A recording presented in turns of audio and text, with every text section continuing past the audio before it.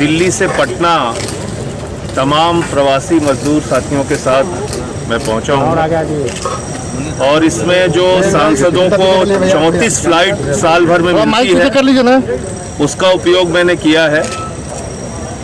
एक सांसद को साल भर में 34 फ्लाइट की यात्रा करने का प्रावधान है और वो अपने साथ किसी को भी यात्रा साथ में करा सकते हैं। तो मैंने एक पहल की, एक शुरुआत की कि भाई इस वक्त सबसे ज़्यादा ज़रूरत प्रवासी मजदूरों को उनके घर पहुंचाने की है। सबसे ज़्यादा मुसीबत में, सबसे ज़्यादा परेशानी में इस वक्त वो लोग हैं और इसलिए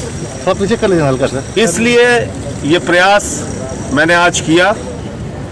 इसके बाद बहुत सारे और लोग भी सहयोग में आगे आए और कल फिर एक चार्टर प्लेन से 180 प्रवासी मजदूर फिर से पटना बिहार आएंगे। ये जानकारी आपके साथ शेयर करनी थी। क्या होगी? शाम की फ्लाइट है उनकी दिल्ली से, तो मेरे ख्याल से 8 बजे के आसपास यहाँ पहुँच जाएगी। लेकिन इन सब के बीच में ये जरूर कहना चाहूँगा कि प्रवासी मजदूरों को उत्तर प्रदेश, बिहार, झारखंड या अन्य राज्यों के मजदूरों को जिस तरह की कठिनाई का सामना इस लॉकडाउन के दौरान करना पड़ा, वो बहुत ही हृदय विदारक है, पीड़ादायक है और कहीं न कहीं सरकार और सत्ता की संवेदनहीनता को दर्शाता है।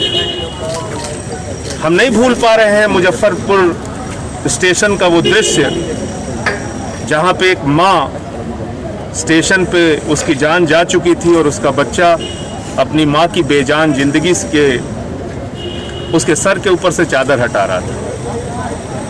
हम नहीं भूल सकते कि 80 लोगों की जान श्रमिक ट्रेनों में चली गई। हम नहीं भूल सकते कि 40 ट्रेनें रास्ता भटक गईं।